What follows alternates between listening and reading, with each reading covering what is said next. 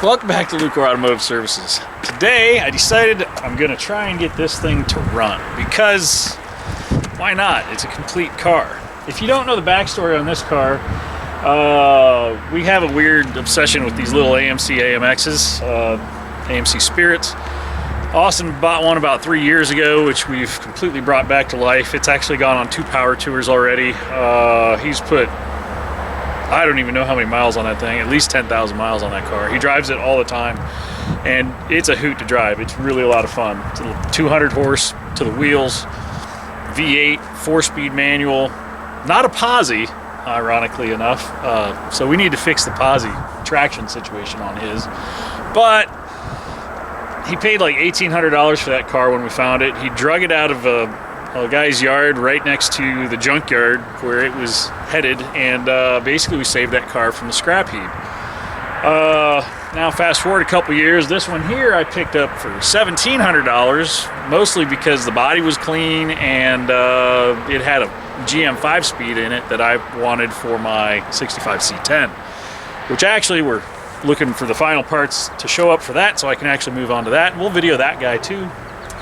And then we found this one for $1,600 down in Tennessee, I think. And poor thing sat and neglected for a long time. But I'm getting the title work done on it today, and I thought I would see if I could get it to turn over and run. So, if you guys want to see what we do with this thing, stick around. I'm not going to work on it out here in the yard because while it is a gorgeous day, all my tools are inside. So I'm going to fire up the wrecker, move this thing into the shop, and then we'll see what this thing needs. It probably needs everything. Nice thing is that it's a complete car. It's an automatic air conditioning car with the factory V8. So it looks to have all of its bits. It's allegedly a 30-some thousand mile car.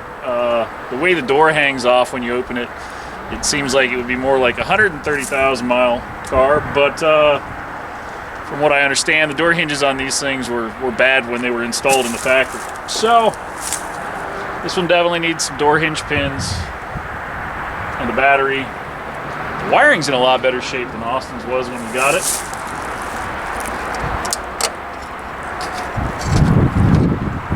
Doesn't have any water in the radiator. That's not a good sign.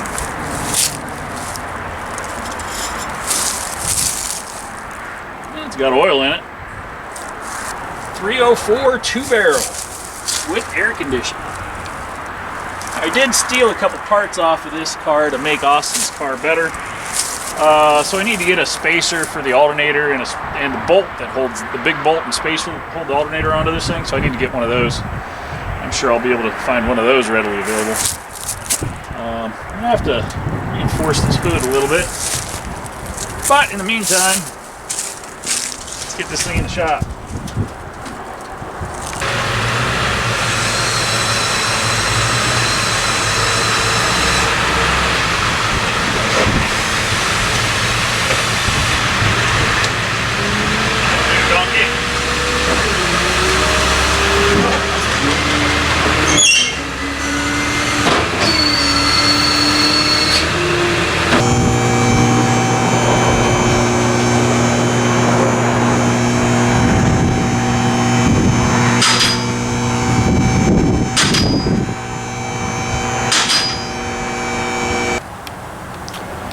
Well, right off the bat, I'm going to say that this is a 130,000 mile car. There's a few things that make me believe that.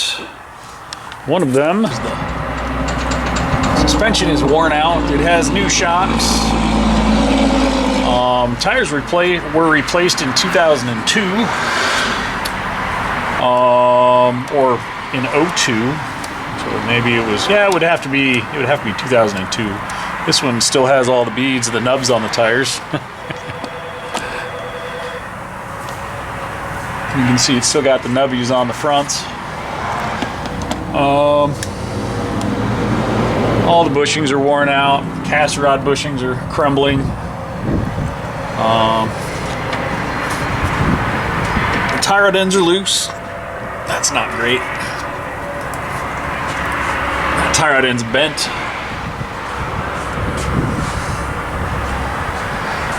The body's not in too bad a shape. I'm looking it over, trying to find how awful this thing is, and it's not too awful.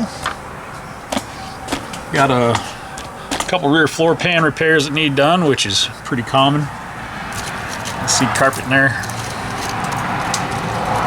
So, floor pan repair, probably up into here. I think as if I'm doing floor pans back here, I'm gonna clearance this a little more for a little bigger exhaust pipe to go through. This floor pan has the same problem. Carpet's hanging through, getting a little Fred Flintstone-like. Keep my tetanus up to par. But the rockers are solid. The pitch welds look great. Other than this thing being spun into the passenger's rear quarter and that being all bashed in, I might have to find a rear quarter for this car. Or just pull it and see what happens. I don't really like doing body work, but sometimes you gotta do what you gotta do because that stuff's expensive to pay people to do that. This is a factory air power steering car. Looks to have had an air pump on it at one time, which is what the second pulley on the power steering pump drives. I had always wondered that. The oil pan has been resealed because there was red RTV in here, so it's possible this engine's been out once before. This does have both of the correct motor mounts, which are unique to this vehicle. The Spirit was made, I think, 79 to 83. It was also the Concorde, the SX4, which was a four-wheel drive version of this car, which those things are super cool. The four-door wagons, four-door Concords shared the same architecture as far as the body and suspension was concerned. The SX4 was the four-wheel drive version with the Eagle wagons were four-wheel drive, and they made the Concords in four-wheel drive as well. Very cool little old cars. Had a friend when I was working one of my first jobs at the movie theaters. One of the guys I worked at the movie theater had an Eagle wagon. Had some pretty wild times in it. It was a cool car for sure. Needs a pitman arm, needs a pitman arm, needs an idler arm. It's basically going to need all the front suspension, so inner tie rod ends, outer tie rod ends. I'll go ahead and get sleeves too, since they've been run loose. We'll probably need ball joints. The shocks have been replaced all the way around. The exhaust looks to have been replaced. It doesn't look to have a factory exhaust on it. It does have the correct AMX sway bars on it, front and rear, so that's good. That's one of the reasons we bought this car, was to get those components, because those are special. Definitely an aftermarket welded exhaust. So yeah, I would say the car's a 130,000 mile vehicle, judging by the wear on the bushings and the components that have been replaced. The fact that it's still complete is pretty impressive. I'm not gonna lie there. Let's see if the engine turns over, shall we? Lower hose has been replaced. I bet the upper hose has been replaced as well.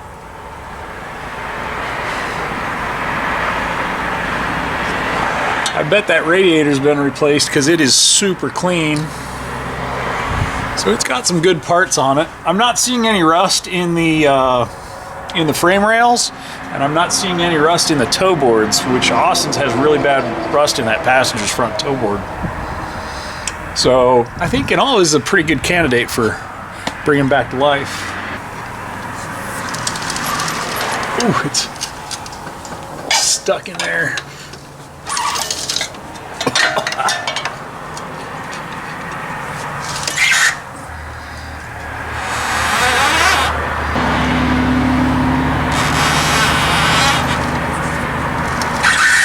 Not feeling any major looseness in the timing chain.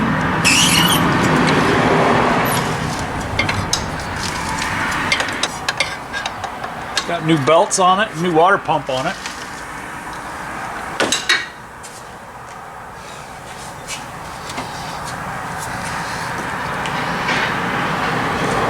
Fuel pump had been replaced at some point.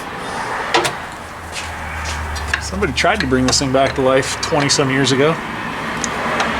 Yeah, this is a 304 car, automatic, air conditioned, power brakes. Oh wow! So this is it's actually a pretty highly optioned car for what it is. The motor turns over free. I see you too. So I'm gonna drop a battery in it. Let's see what happens. I need to check the fuel tank. Let's check the fuel tank real quick. Oh, Amazon Prime's here. What did you order, Rich? I'm still looking for my flywheel. It's probably right there. No, because it was already delivered per laser ship, so I'll have to call them again. My flywheel went from Summit up in Talamage to Virginia, back to somewhere to Amherst, and then back to here. And they said they delivered it a week ago, but I'm like, well, I don't know where the heck it's traveled farther than I have.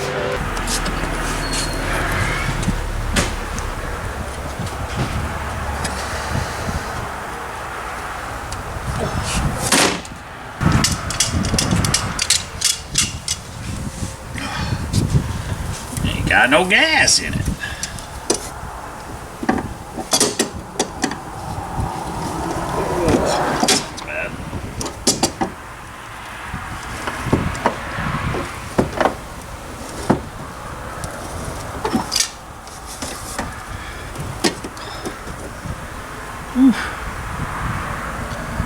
That's not a good sign.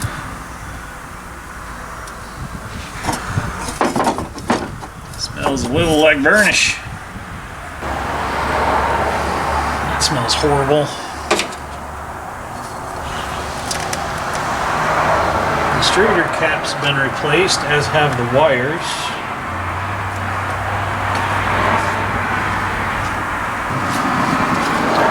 Kind of a weird spot to rust out.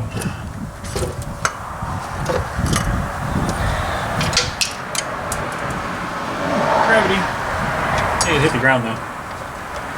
That's a plus. That's a lot of moisture inside the air cleaner. AC condenser looks good. Radiator might be holding water.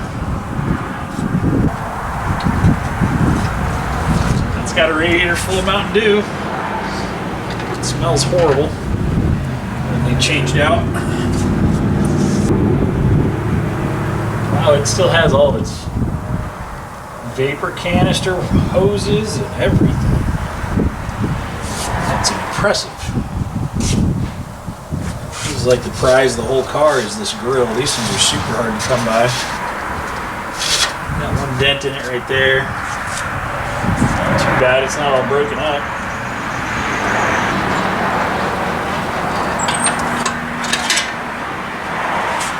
Oh, distributor moves. All right, that's good. So there's engine oil in it. There's engine coolant in it. The engine rolls over. The distributor moves, so we know the timing chain is still connected. There is some fuel in the tank. It is straight varnish. I don't think it's even flammable at this point, but this is only an 8.5 to 1 compression engine. So let's probably feed it some fresh fuel from somewhere else, and we'll see if it pops off with a fresh battery. Let me go grab a battery.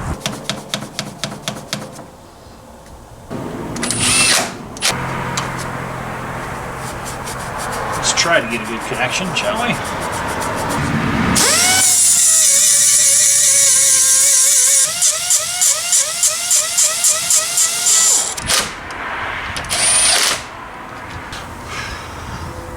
All right, we got juice. Hey, the choke's missing. What if the throttle moves?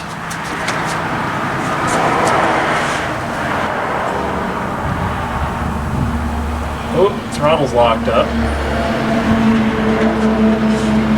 That's not great. Maybe we'll try some penetrating oil. That's not a good sign. That makes me think the hood was left open for a really long time. Hey, this has cruise control on it. Haha! So I just bought some of this stuff. And by bought it, I mean I bought it. I'm not getting paid by Kimball Midwest to schlep their stuff. This is Torque CB Corrosion Blasting Penetrating Oil. Cleans and removes rust and corrosion, loosens frozen fasteners, displaces moisture, removes grease and dirt buildup. That's rust and corrosion. Yeah, well, that sounds like we need to hose this thing down with that.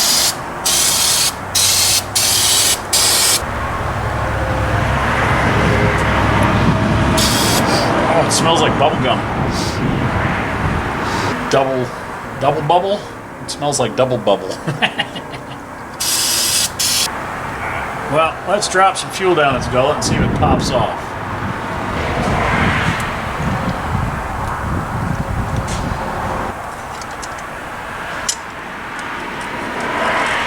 Oh.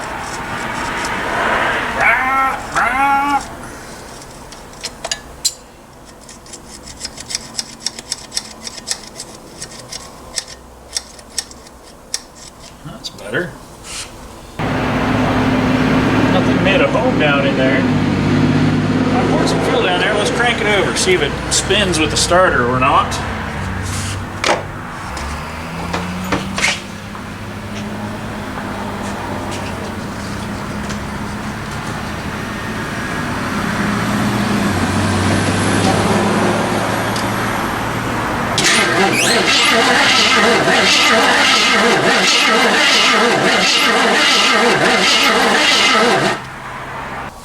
Cranks. Doesn't crank well. Fuel.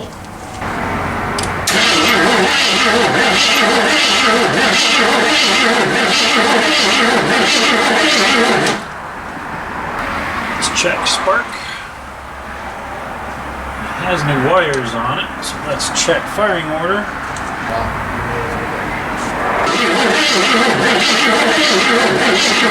No sparking. No sparkage. Why no sparkage? We have power to our coil. It's a good place to start.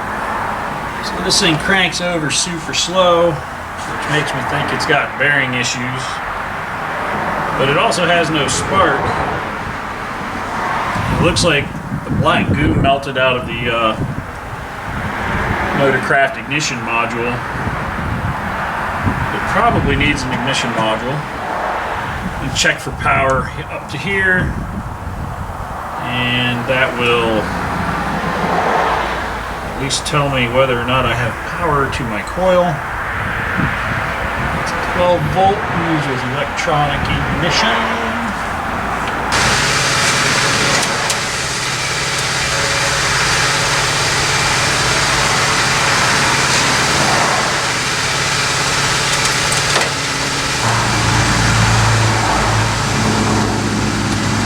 Power.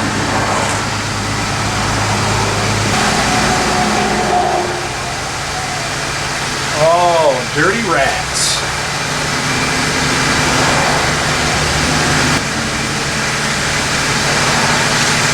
The distributor hold down is missing.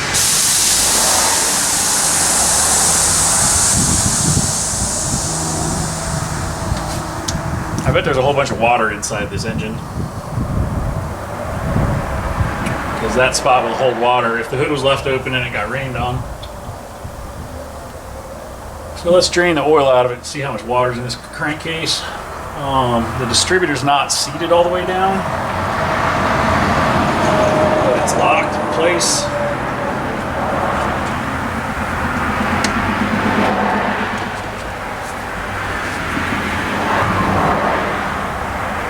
So it's definitely not timed correctly.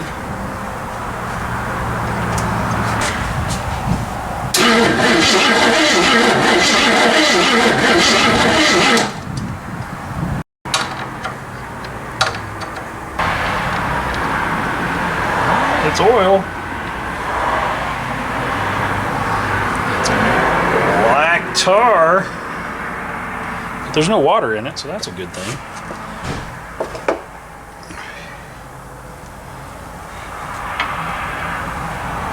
It's got a good Y pipe on it. Factory Y pipe. If anybody wants one of those, let me know. We have one in the backyard. Might have another one sitting next to it here fairly soon. Well, other than being black as coal, it's not contaminated. You'd think it would have a bunch of oil leaks.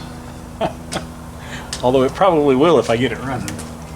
Let's go ahead and put an oil filter on it too since we're in here.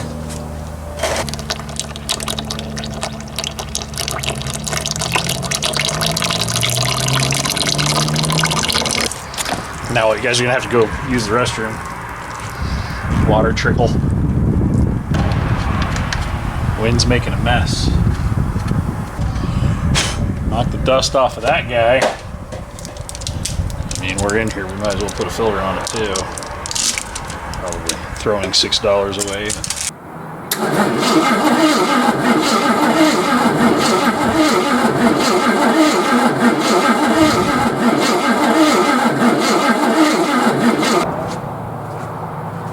Well, nobody's going to be driving this one today.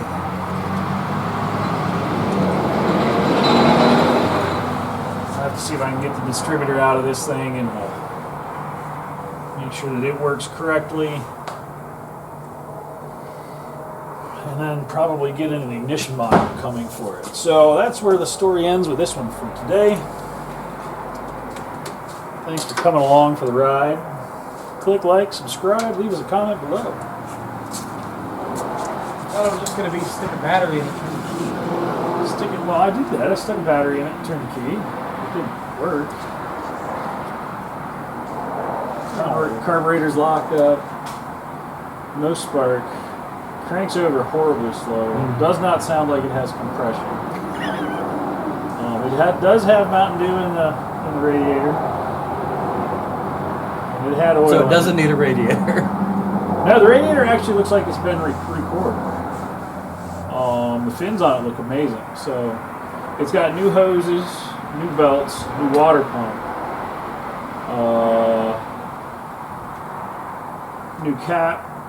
What appears to be a newer distributor, but the distributor hold down is missing, and the distributor isn't all the way down in the hole.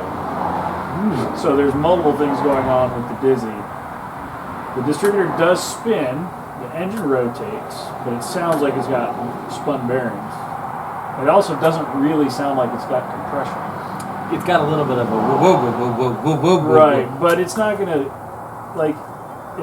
sound like it has compression because it has no spark. So. But even rolling it over by hand, it didn't feel like sometimes, like when I roll over a motor, I can feel compression as you're getting it coming up, and I didn't feel that in this one. So I'm going to guess this one's going to need the engine to come out. But we'll get to that on another day, because I got other stuff to do now. So much for a quick, easy win. I very rarely have quick, easy wins. That's just a fact of my life. But everything's here. Yeah, it's crazy. It's crazy how much stuff's here. It's definitely 130,000 miles, not 30,000 miles as marketed or advertised. Pedal wear? Front end wear, rubber bushing wear, like caster rod bushings are gone. They're horrible. Pitman arm, idler arm are both worn completely out. And the door hinges were a pretty good clue that it was a 100. Well, a lot of AMC door hinges. It's kind of one of those things.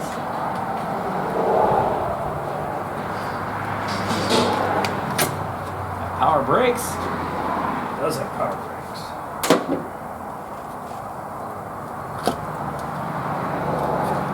Oh, we can't fix it all in the first episode. Gotta leave people hanging and waiting for something. It's got a little bit of fluid in the back bowl. Not much. Oh well. At least we got it looked at. Way more complete than mine is. It's got some good bones. Well, I'll pull battery out of this thing. We'll get this thing outside. Thanks for watching. Click like, subscribe. Just comment below.